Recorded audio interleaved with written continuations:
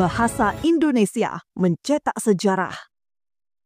Untuk pertama kalinya, bahasa yang lahir dari semangat Sumpah Pemuda ini kini diakui sebagai bahasa resmi dalam forum internasional di Majelis PBB.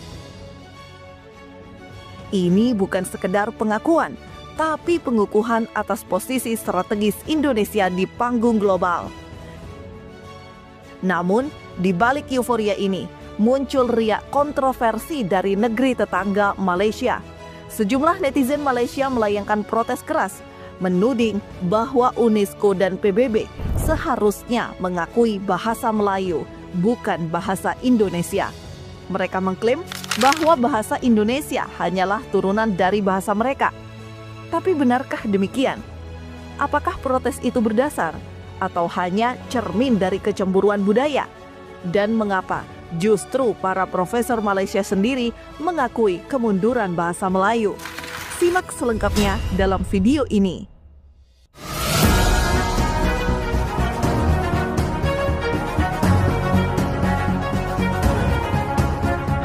Pancasila, Panca-Azimat, Trisakti harus kita pertahankan terus. Malahan harus kita pertumbuhkan terus.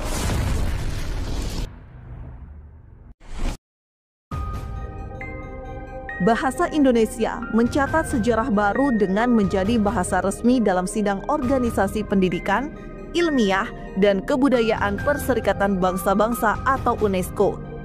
Keputusan ini menjadikan bahasa Indonesia sebagai bahasa ke-10 yang digunakan di forum tersebut. Keputusan UNESCO menetapkan bahasa Indonesia sebagai bahasa resmi merupakan hasil panjang yang membanggakan. Bahasa Indonesia akan digunakan dalam dokumen dan sidang UNESCO, menambah nilai strategis dan kebanggaan bangsa. Meski menjadi kebanggaan nasional, keputusan ini memicu reaksi dari Malaysia. Beberapa warganet Malaysia menilai seharusnya bahasa Melayu, bukan bahasa Indonesia, yang UNESCO akui. Mereka menganggap bahasa Indonesia sebagai bagian dari bahasa Melayu. Pemerintah Indonesia melalui Pusat Pembinaan Bahasa dan Sastra menjelaskan bahwa klaim tersebut tidak tepat. Bahasa Indonesia telah berkembang menjadi bahasa negara dengan karakteristik dan kosakata yang berbeda dari bahasa Melayu. Nah, muncul pertanyaan dari sidang, akan menggunakan istilah apa? Saya bertahan untuk menggunakan nama bahasa Indonesia. Ada yang protes, itu kan bahasa Indonesia asalnya dari bahasa Malaysia, bahasa Melayu. Bahasa Indonesia itu sekarang sudah berbeda dengan bahasa Melayu. Bagi bangsa Indonesia, ya, bangsa Indonesia, status bahasa negaranya, bahasa nasionalnya itu adalah bahasa Indonesia. Bahasa Melayu adalah satu di antara 718 bahasa daerah. Berarti bagi kita, bangsa Indonesia, bahasa Melayu adalah bahasa daerah statusnya, bukan bahasa negara, bukan bahasa nasional. Bahwa di Malaysia, di Brunei itu menjadi bahasa negara, menjadi bahasa nasional, itu urusan mereka. Bahasa Indonesia memiliki keunikan tersendiri karena bersumber dari 718 bahasa daerah di seluruh Nusantara. Setiap tahun, Badan Bahasa menargetkan 500 hingga 1000 kosakata bahasa daerah untuk ditambahkan ke dalam Kamus Besar Bahasa Indonesia. Meskipun mendapat protes dari netizen Malaysia, pihak UNESCO dan PBB tetap pada pendiriannya. Mereka menegaskan bahwa penetapan bahasa Indonesia sebagai bahasa resmi didasarkan pada fakta linguistik, historis, serta jumlah penuturnya yang mencapai lebih dari 275 juta orang, menjadikannya salah satu bahasa dengan penutur terbanyak di dunia. PBB menekankan bahwa pengakuan ini adalah bentuk apresiasi terhadap kontribusi Indonesia dalam bidang pendidikan, ilmu pengetahuan, dan budaya di tingkat global. Reaksi dari warga Malaysia tidak memengaruhi keputusan tersebut, karena proses pengakuan ini telah melalui penilaian independen dan objektif sesuai prosedur internasional. Tidak hanya mempermasalahkan bahasa Indonesia yang resmi menjadi bahasa internasional, netizen Malaysia pun mengklaim bahwa Indonesia setuju bahasa Melayu menjadi bahasa ASEAN. Pemerintah Indonesia menegaskan jika klaim tersebut tidak benar. Faktanya, Indonesia tetap mengajukan bahasa Indonesia sebagai bahasa resmi ASEAN. Mantan Perdana Menteri Malaysia, Ismail Sabri Yaakob, memang pernah mengusulkan supaya bahasa Melayu menjadi bahasa ASEAN. Tentu saja hal ini menuai berbagai polemik. Justru, banyak kalangan dari budayawan Indonesia menilai jika bahasa Indonesia lah yang seharusnya menjadi bahasa resmi ASEAN. Hal itu tidak lepas dari alasan yang kuat bahwa bahasa Indonesia telah jauh berkembang, bahkan telah dituturkan oleh lebih 200 juta orang. Angka tersebut tentu jauh berbeda jika dibandingkan dengan bahasa Melayu yang hanya 19 juta saja. Bahasa Indonesia memiliki penutur asli terbesar kelima di dunia. Bahasa Indonesia telah dipelajari oleh 47 negara dan telah memiliki penutur 200 juta lebih.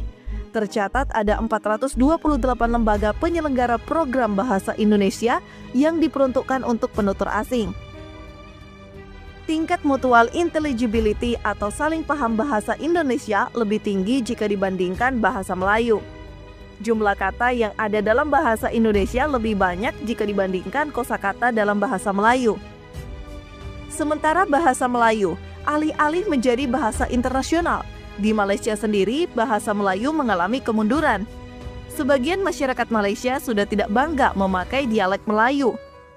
Para profesor dari Malaysia pun mengakui bahwa bahasa Melayu di Malaysia perlahan mulai ditinggalkan. Profesor Teo Kok Seong menilai bahwa upaya menggunakan bahasa Melayu sebagai alat pemersatu masyarakat multiras di Malaysia telah gagal. Ia menyoroti pentingnya bahasa sebagai instrumen persatuan dan mencontohkan keberhasilan Indonesia dalam mempersatukan lebih dari 1.500 suku bangsa melalui penggunaan bahasa Indonesia. Kenapa kita tak boleh jadi macam Indonesia yang semua orang berbahasa Indonesia kan? Kenapa kita tak boleh jadi macam tu, Prof? Kita nak bentuk manusia Malaysia tu gagal kita. Di Indonesia, tengok manusia Indonesia tu yang bukan asal itu Cina pakai nama Indonesia, nama Jawa lagi kan. Fasih berbahasa Indonesia.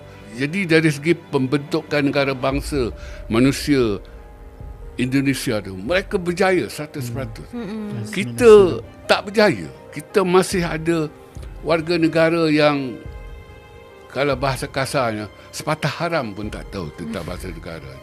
Menurutnya, kegagalan pemerintah Malaysia dalam merancang kebijakan yang tepat menyebabkan tidak terbentuknya identitas bersama di kalangan warga Malaysia.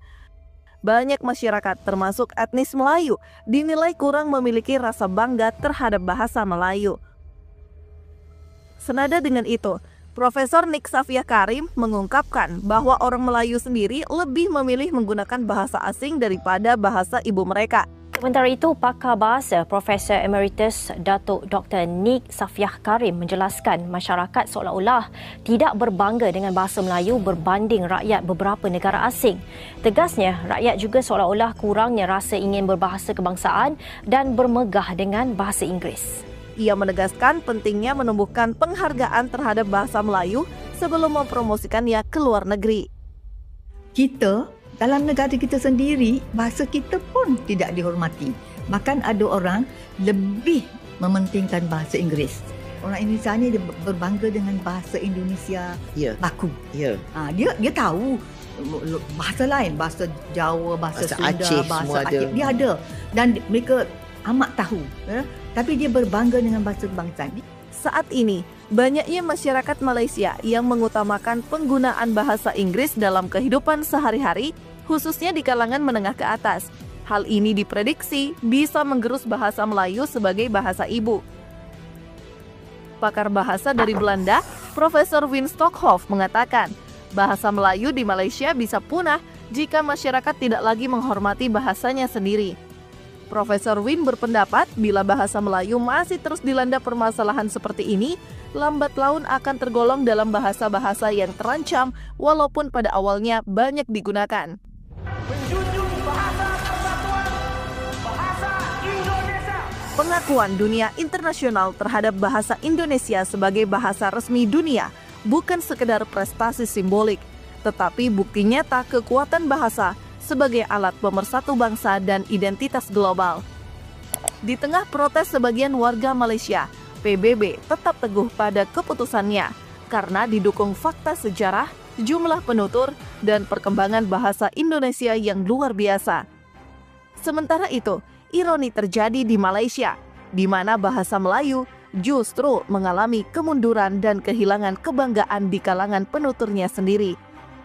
Kini, saatnya Indonesia semakin percaya diri membawa bahasa Indonesia mendunia, bukan hanya sebagai alat komunikasi, tapi juga sebagai simbol kekuatan budaya bangsa.